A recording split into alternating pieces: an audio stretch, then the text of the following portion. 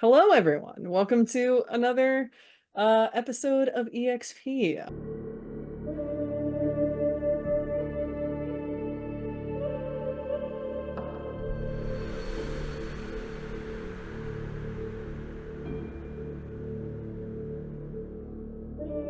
Recently, in the past few days, this past week, the official Daggerheart rules had been released, so we've been reading and poring over books and all that, and re-prepping, rebuilding our characters to the actual rule set. So, that we take a couple minutes to talk about exactly what changed in our characters or different things that people took because they also leveled up. Now they're at level 2. Yeah, so we'll do a quick little overview of things that changed for each of their classes in this new rule set, or not new, but like finalized rule set, and then talk about how exactly you level up in Daggerheart, and then what everyone took. So who would like to go first with the differences between open beta and the current rule set that just came out? I can go first. Right.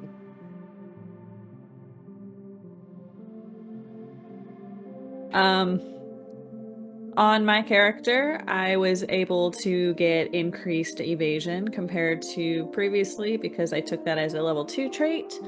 Instead of having a questionable 6 or 7 armor, I now have a solid 4 armor slots.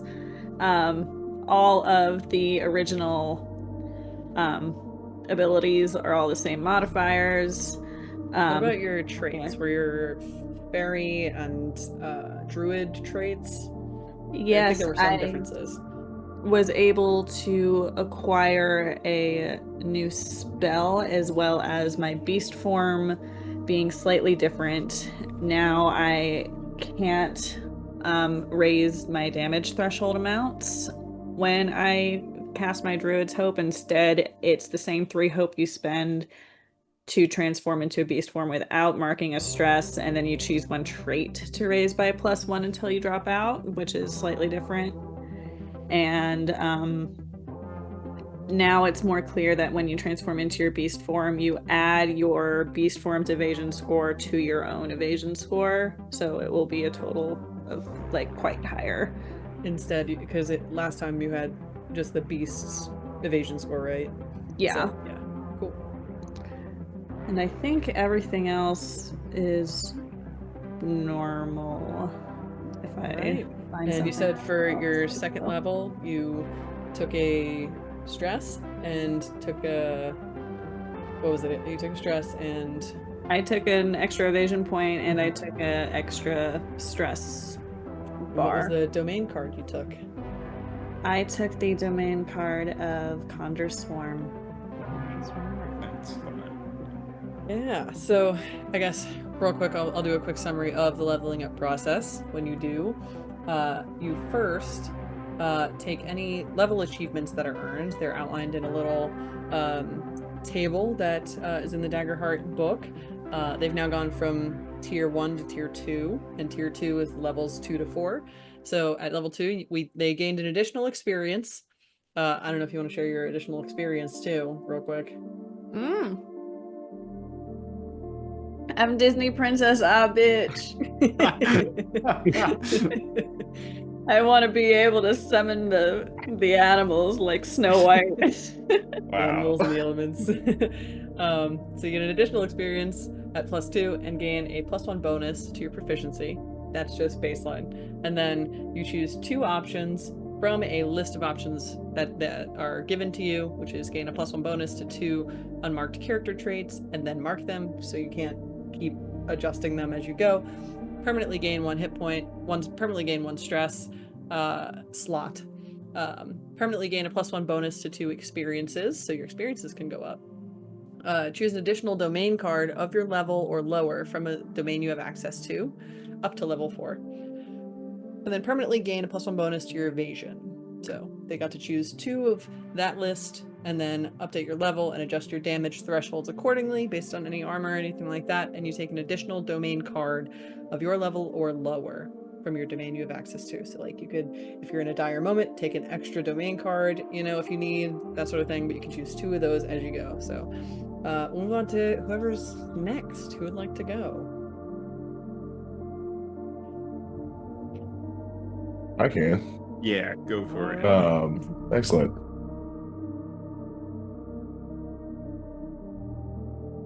Yeah, so level 2, I suppose I choices I made. I took Aura Farmer as my experience. And for the options, I increased traits and chose a extra domain card actually at level 2, so I could take Bold Presence and Body Basher. Cool. So I ended up with there's a couple of differences, you know, both to the class. Trying to think about where to start. I mean, as a winged sentinel seraph, it now costs a stress to pick up another willing creature as opposed to spending a hope to do so, but still spend a hope to do extra damage while flying. Otherwise it's all relatively, like, the seraph stuff hasn't changed too much on my end. As a Dracona, the damage threshold went from just being like a numbers increase to being able to mark a stress to anytime you take severe damage, I can mark a stress to mark 1 fewer hit points. So a little,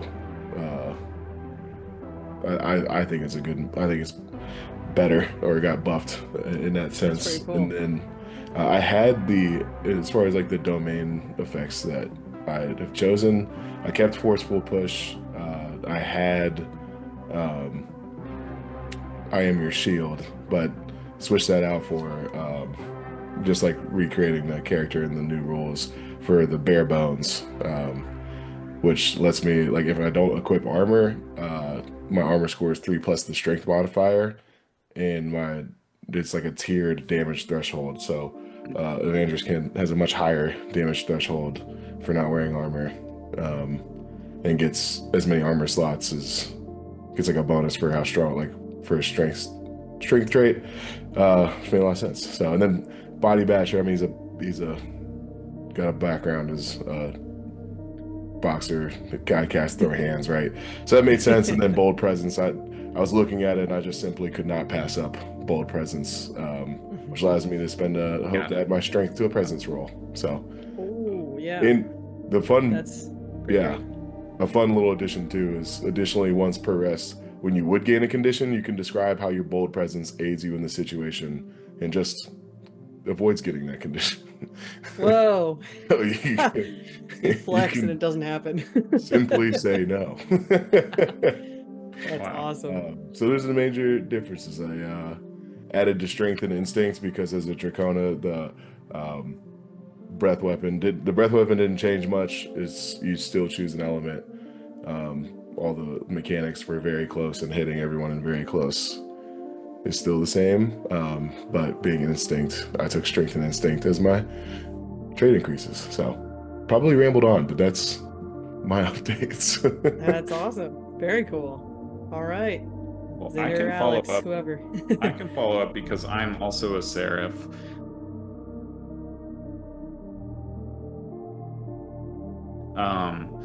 And again, the seraph things didn't change all that much. And I don't think there was a single change to the Divine Wielder. My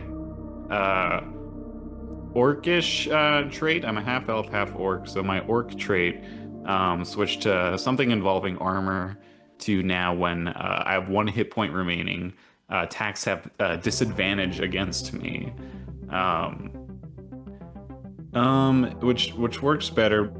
The main differences are for like all the evasion, armor, HP, stress, and damage threshold things. Those are the main changes to the class. I also did have the domain effect sturdy, which Landon had, but it worked a little different in the past version, and Morgen is not is not a strong fellow. So in fact, that actually worked negatively in this new version. So I removed that and took reassurance, which I think is more fitting anyways. Yeah, my armor used to be like 7 and now it's 3. But my evasion used to be like 7 and now it's 10. So yippee. Little swap. Also, we're changing a little bit of the doing a little homebrew stuff for this version of Seraph because I liked the returning weapon whole thing, but Morgan is not very strong, and Seraphs use strength for all their stuff. So instead, we're going to be using instinct, I think, for just instead of strength. Yeah, and I also so for level 2, I took I upped my instinct and my agility, and also my evasion.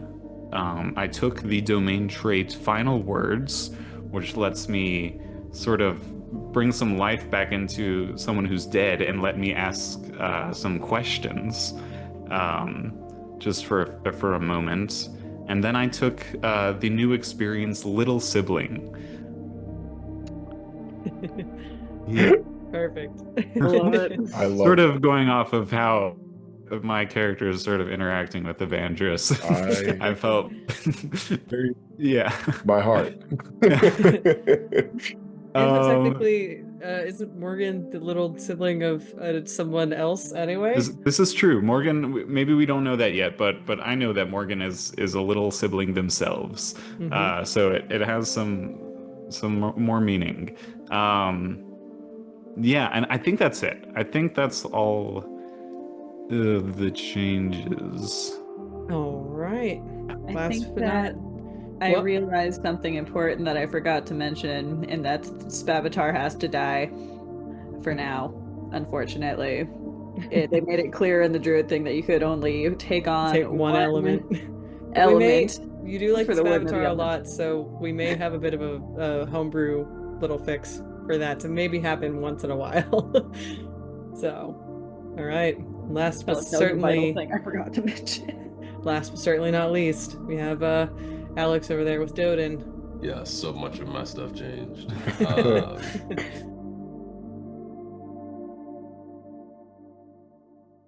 My evasion went up from 10 to armor because of the tower shield that I had, which would have given me like extra armor slots or armor score or something, that I had with like the fake homebrew rule 10 armor slots, but was actually 7. Now I'm down to 6, so there was like the same raising and lowering. Damage thresholds went up from 7 to 9 and 14 to 17 to also kind of counter that. Armor score stayed the same. What else? I switched the one experience that I had back then of Captain of My Soul, which I never really used, to Come to Collect, and then added the new one on level 2 as Judgment Day. Increased some ability scores on level 2. And then for the domain cards, this has to be intentional because they did it, but the old one for Not Good Enough, which has another feature behind the scenes that is probably secret for right now, the card is when you roll your damage dice, you may reroll any 1s or 2s. If you do, you must take the new result even on 1 or 2. They dropped that clause at the end, so I think it's just you cannot get lower than a 3 on damage with Not Good Enough, but you keep doing that, which for me has consequences, but that was self-inflicted. Whoa. And there was another one that's similar. What was the Little Lucky Halfling species trait? When you roll a 1 on your hope die, you can re-roll it and must take the new result. Now is just when you roll a 1 on the hope die, you can re-roll it, which is now called Internal Compass. So I think that's just minimum 2 on your hope die. And then the Warrior's Hope feature changed. So it was spend 3 hope to reroll any number of your damage dice on an attack. Completely changed to now spend 3 hope to gain a +1 bonus to all your attack rolls until your next rest. And then I also switched from Ridgeborn because it was like the mountain one that also gives you an additional armor slot and helps you navigate harsh environments, to Seaborn, Know the Tide. You can sense the ebb and flow of life. When you roll with fear, place a token on your community card. You can hold a number of tokens equal to your level. Before you make an action roll, you can spend any number of these tokens to gain a +1 bonus to the roll for each token spent. At the end of the session, clear all unspent tokens. So, like, half my character sheet is new. Wow. Because they dropped so many of the abilities.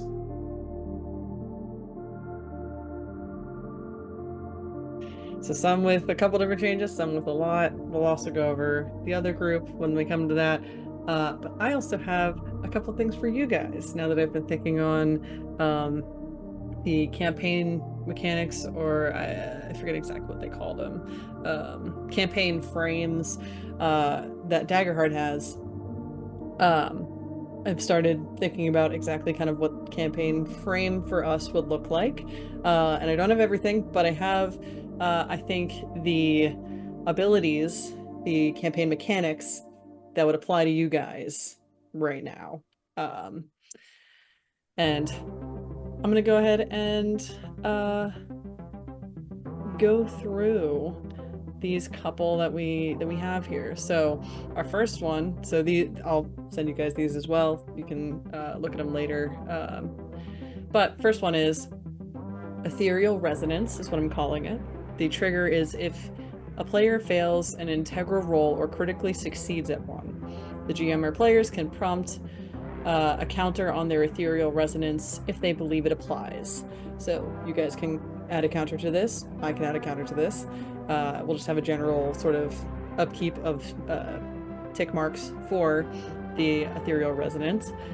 So if this is triggered, add a counter to your Ethereal Resonance counter. At the end of the session, and there's an optional halfway roll if you're like us and want to do something at like halfway through, there's an optional roll for that I'll get into in a sec. At the end of the session, have the party pick a card from a standard card deck or roll a d4 and 1d6 plus 1d8, a number of times equal to the count on the Ethereal Resonance counter. If they opt for the dice, there's a chart that I have written out here that essentially coordinates between the dice roll and the cards. Essentially, if you do cards, you're just picking exactly from a deck of cards, and then that card is a specific value. Each card corresponds to, so like if you have a number card, it is that number for that one, but there are the different, what are they called? Like spade, diamond, suits, thank you. So depending on the suit, it is a plus or a minus for hope or fear. At the end of the session, let's say you have 2 counters on there, you would pick 2 cards or do that roll twice, and you would sum it up for your total amount. So essentially, let's say we have a 2 counter thing and you pull a card that is a 7 of spades. That is a spade I have on here is a fear level.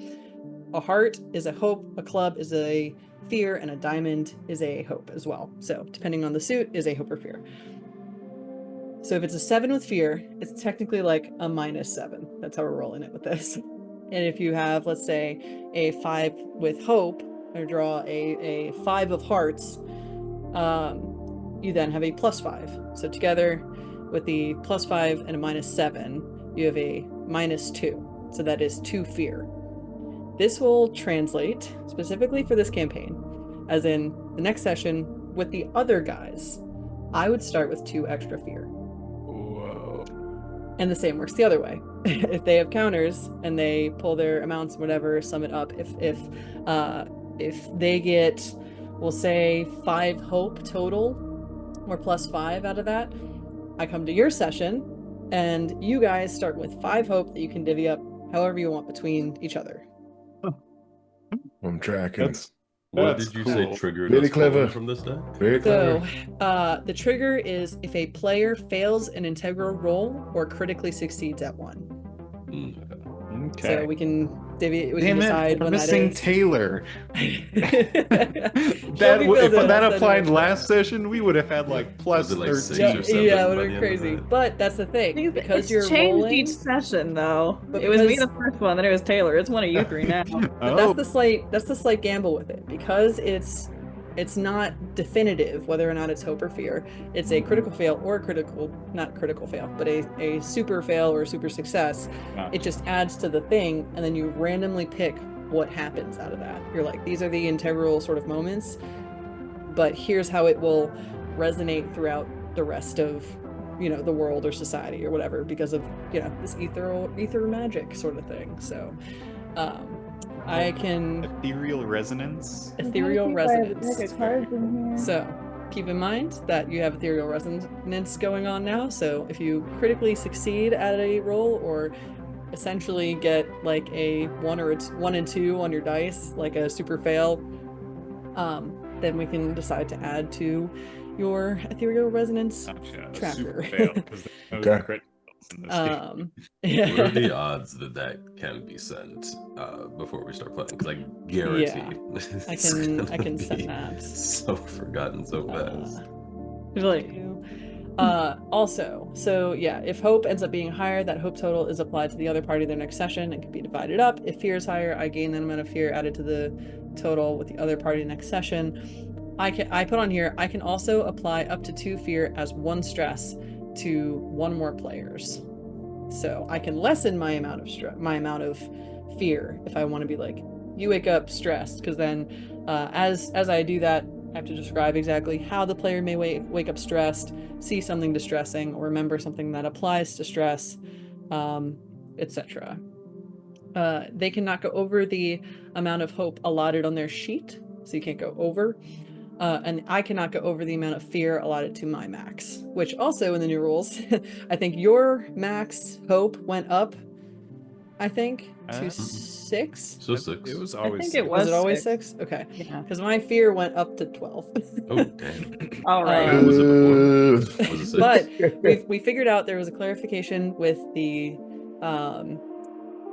fear usage rules, where if it becomes a GM's turn, I can trigger then one of my guys on my GM turn, but it costs me a fear to trigger other guys to bring into that same round. Or I can use a fear separately to just pull one guy into the scene to do something, and then it goes back to you guys. All right. Okay. So the halfway rule, I'll say as well. If you're playing with a break in the middle, like how we are. Let me see, make sure. So I'm gonna send this to you guys. Right, this is the right. Yeah, cool. Halfway rule is if you're playing with a break in the middle of your game, you can do the same roll using your current number of counters, but you have the totals rounding down. This is how many your current players can divvy up at halftime. For example, if hope is 4 and fear is 11, fear leads by 7, so the GM would get 3 extra fear for the second half, and vice versa for hope. So if hope was 11 and fear was 4, hope leads by 7. You guys would have 3 hope to divvy up between people for the second half. So that's an optional halfway. Wait, is the numbers that we generate, that's used for the other team? At the end of the session as a whole. But how we have a halfway sort of session, you can opt to do it at the halfway point. And Instead or in addition? They both could happen. In addition, I'd say. Okay. Yeah.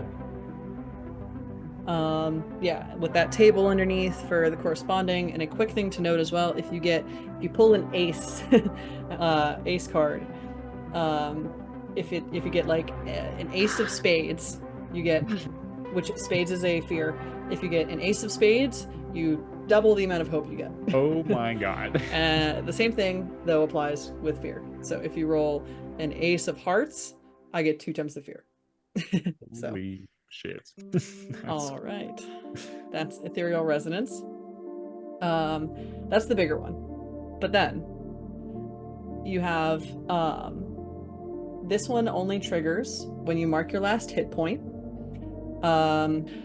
Magical potential crackles in the air of Mizani. From some unknown source. If a player marks their last hit point, start a death countdown. You roll 2d4, and that's how many attempts you have to roll one critical success. If you do, you stay awake at 1 HP and gain the trait Aether Seeped Blood. If you don't, you pass to the Veil of Death. So you have a couple different attempts or different tries of your own sort of abilities. So almost like your turn on initiative or something in D&D 5e terms. When you take an action, that's one of your attempts or one of your tries. So you could still stay up. Let's say you have four tries left. You could do 3 other things and have 1 attempt at rolling a critical success. Or you could have 4 attempts at rolling a critical success. That's up to you. I just tried it out. I rolled a 6 on my D4s, and I rolled my D12s. On the 6th time, I got a crit. This shit is balanced.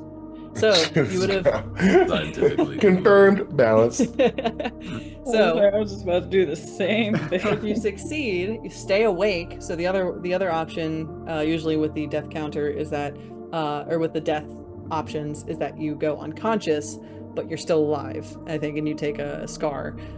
This one is you stay awake at 1 HP and gain the trait Aether Seeped Blood, which that ability is you gain the ability to roll with advantage once per session, just because you want to. When this is used, the GM is then able to assign one of your future rolls at the same session as a roll with disadvantage. If you take this multiple times, like you die and you say you want to do this again and you get another level of Aether Seeped Blood, the advantage D6 becomes a D6 plus 1. So does the consequential damage, or consequential disadvantage. So it kind of adds plus 1 every time you take that. So that's that one. And then the last one, we don't know the name of. Whoa. It says, once per session, while in proximity of certain areas saturated with Aether, roll on the table below for a boon. This attempt can only happen once per session. And so you would roll a d6, and then there are different things that happen on your d6 roll. And you don't know of the name or where it's from. Oh. I'll read it on purpose. But you I'm know, gonna roll every single. but you get that Wait. once per session where you can potentially get a boon if you're in an area saturated with Aether. Will you let us know? Yes. Yeah. Cool. Sometimes the Aether doesn't connect. You never know. Sometimes there are some pretty good things that can come out of it. But those are the mechanics that I have written out right now for yourself. So fun. Thank you for staying along. We'll see the viewers next time. Thank you for watching.